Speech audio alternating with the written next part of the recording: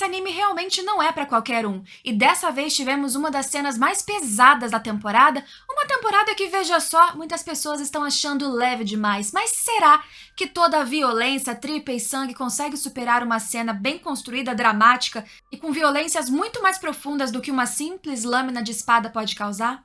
Não sabe do que eu tô falando? Então vem comigo pra você entender.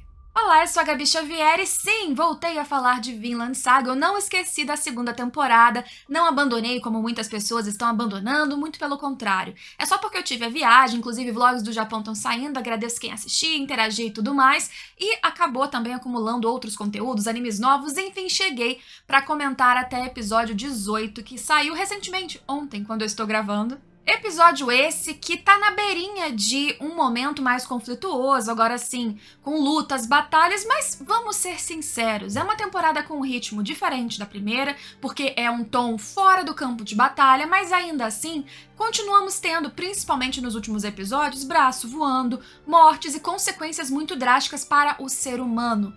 Thorfinn, o protagonista, ele continua muito avesso a batalhas, a guerra. Isso porque ele é um fruto, uma consequência, uma das maiores provas que a gente tem nessa temporada, que você ser alguém que vai matando sem parar em troca de uma vingança, não te deixa livre de cicatrizes, livre de traumas. Muito pelo contrário, Thorfinn tem uma lista, como ele mesmo diz, de muitos mais campos para semear, ou seja, aquilo tudo que ele destruiu, ele faz a metáfora, né, explicitamente do campo, que ele foi lá e pisoteou, acabou com plantações, ele tem que recuperar muitos e muitos mais. Semear, construir casas, ou seja, recompensar tudo que ele fez para, quem sabe, conseguir fechar tantas feridas que estão latentes dentro dele mesmo. Essa é uma temporada que fala muito de escravidão. A primeira, eu entendo, atraiu um público que gosta muito de guerras e lutas, e aquela coisa da espada, e o protagonista cheio de ódio, matando sem parar, em busca de se vingar, ao mesmo tempo que estava do lado daquele cara que ele queria, que era o foco da sua vingança, mas que também era carismático, uma relação conflituosa, uau! Mas a segunda temporada é sobre consequências. É a segunda temporada que, veja só, cresce muito o peso, inclusive, do que foi a primeira. E é a segunda temporada que serve para dar muita mais carga dramática para o que vem em seguida. Episódio 19 já deu um spoiler de que vai ter invasão na fazenda e batalha, gente usando cota de malha, mas veja só como a gente analisa ser humano. Thorfinn é essa persona, agora que eu já comentei, mas veja que aquele que era o líder, o dono de escravos, que parecia bonzinho, que simplesmente pegava os escravos, utilizava eles para semear e depois liberava. Ketil, e me perdoem os nomes, eles são uma mistura de nomes nórdicos com pronúncia japonesa, vou falar meio esquisito mesmo, mas vocês me entendem. O Ketil lá, ele era um cara que, dentre um universo de ex-escravos que faziam bullying contra os escravos atuais, de donos de escravos que compravam pessoas simplesmente como mercadoria e utilizavam até a última gota de suor, não se importando com aquela vida, ou que maltratavam, que torturavam aqueles que compraram porque tinham direito. Ele não era assim.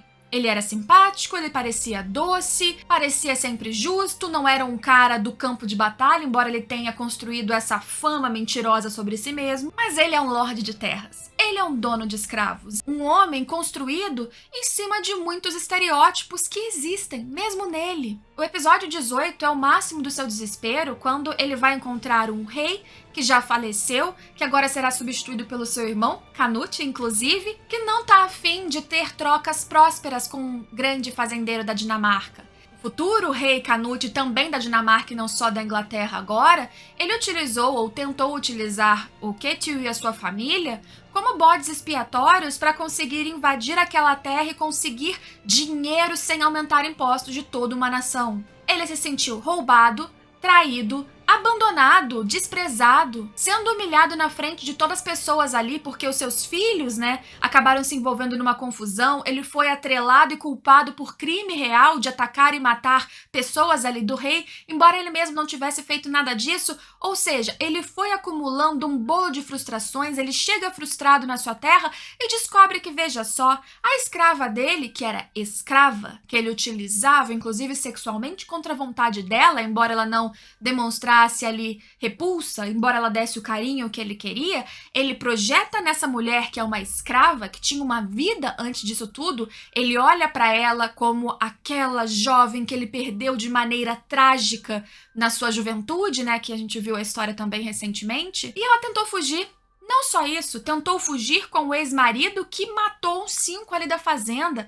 E por causa dela, e por causa disso também, 2 outros escravos de confiança, o Thorfinn e o Einar, se envolveram nessa trama, ou seja, mais traição. E é esse momento de despir um personagem que parecia tão bonzinho e mostrar que não é tão assim, que fora de um campo de batalha também há podridão, também há sofrimento e também há violência e massacre, não necessariamente na ponta da espada. É com isso que a gente chega no ápice terrível, que foi o episódio 18, com a... Peraí, gente. Arnhide,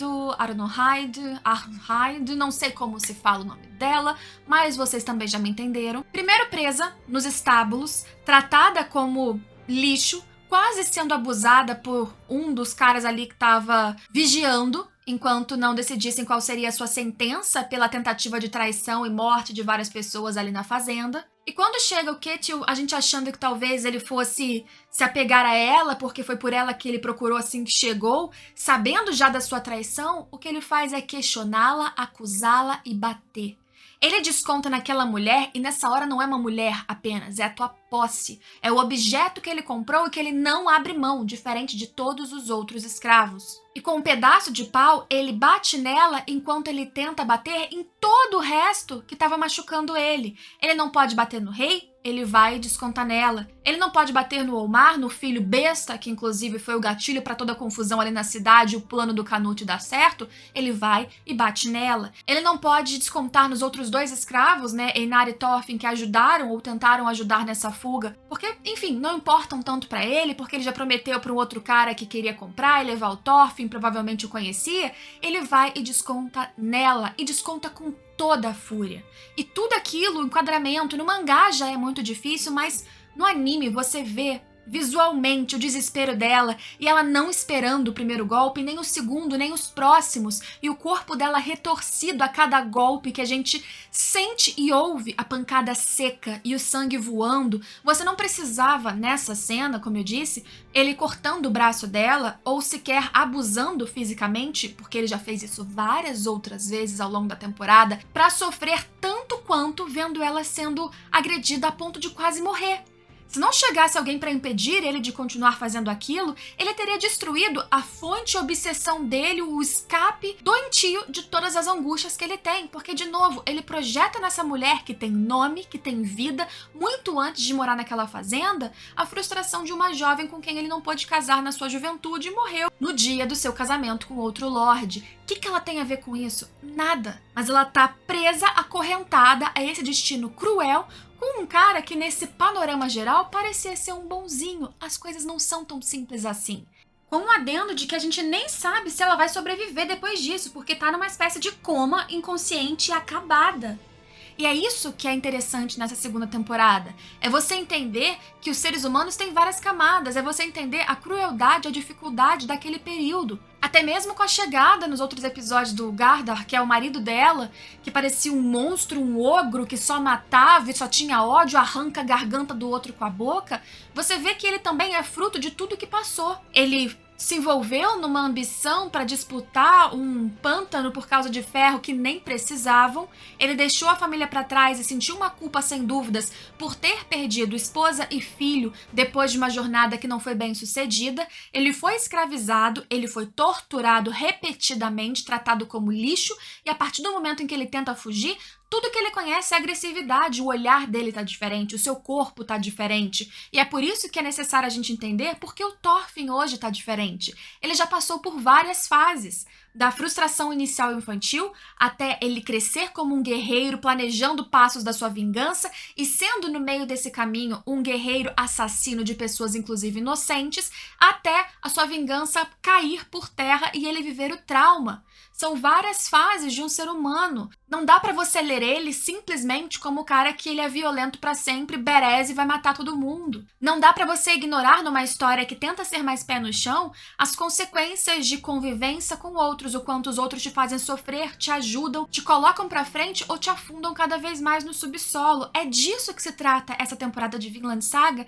e é por isso que esse episódio, por mais que ele tenha sido muito dolorido, foi um dos melhores até agora pra mim de assistir, incluindo a primeira temporada. Porque, de novo, Vinland Saga só tem mais sentido e mais conteúdo se você dá tempo do universo se expandir, de você entender que as articulações políticas de um Canute, por exemplo, que era mais vulnerável, protegido para alguém que é estrategista e articula a morte do próprio irmão com veneno e não se arrepende disso, ou pelo menos aceita este rei que ele se tornou, que é o exemplo de quem ele desprezou no passado. Você só consegue entender uma virada bem feita de personalidade assim se você entende que o mundo molda as pessoas. Por isso que o Canute não é o mesmo da primeira temporada, nem o Thorfinn. Nem todos esses que a gente está conhecendo agora são os mesmos de anos atrás na sua trajetória cronológica. E por isso que em Vinland Saga, neste tipo de universo, existe o tempo todo esse reforço, ou pelo menos através do Thorfinn agora, de que violência só gera mais violência. Que para ele tentar achar um mundo sem escravidão, primeiro ele tem que acabar com a guerra, porque a guerra traz essas consequências. Como que ele vai falar de consequência e peso de guerra, para além dos corpos voando pela tela, que é o que a gente pôde ver na primeira temporada, se a história não te dá um tempo de parar e entender o que tá do lado da guerra? Qual o peso de quem perdeu família no meio dessas invasões, que é a figura do Einar? Qual o peso de quem foi escravizado e se separou do filho, perdeu o marido e depois viu ele morrer na sua frente? De ser usada como objeto e ser despersonalizado do que você já foi e aceitar essa sua condição porque é tudo que você tem. Até a metade dessa temporada, quer dizer, o que a gente teve até o episódio 10, mais ou menos, era um drama muito mais pessoal, de desenvolvimento e apresentação de argumentos de personagem, né? Quem é cada um em linhas gerais. E agora que a gente tá tendo pra caramba de novo essa inclusão de elementos políticos que vai desembocar em uma batalha. Pra quem gosta, episódio que vem começa algo que é mais animado. O que é bom também, eu entendo, faz parte do estilo, faz parte do público que gostou lá no começo, mas eu sou entusiasta e vou continuar defendendo, não em todos os episódios, tá, gente? Mas de vez em quando eu conseguir falar de Vinland nesse canal, que a segunda temporada, ela é importante. Se você começasse por ela, talvez não fizesse sentido, porque é muito parada, você não tem apego pelos personagens e tem muita história pra trás que você precisa entender.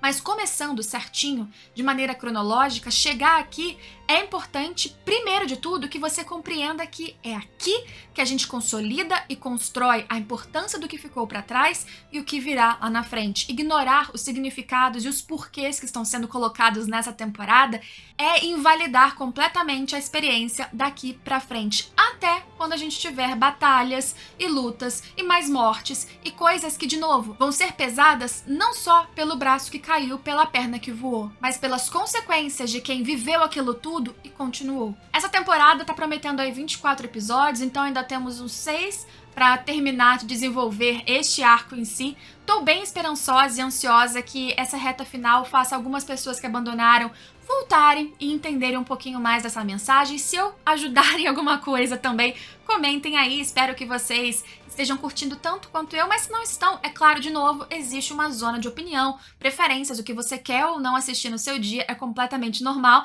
Por mais que eu faça aqui a bandeira de assista a Vinland Saga, se sinta à vontade de discordar de mim sempre nos comentários. E se você curtiu esse tipo de conteúdo que eu falo por aqui, não esqueça de se inscrever, deixar seu like e compartilhar esse vídeo com mais pessoas que gostam ainda e não largaram a mão de Vinland Saga. Vejo vocês, pelo menos eu espero, em todos os próximos vídeos. Tchau, tchau!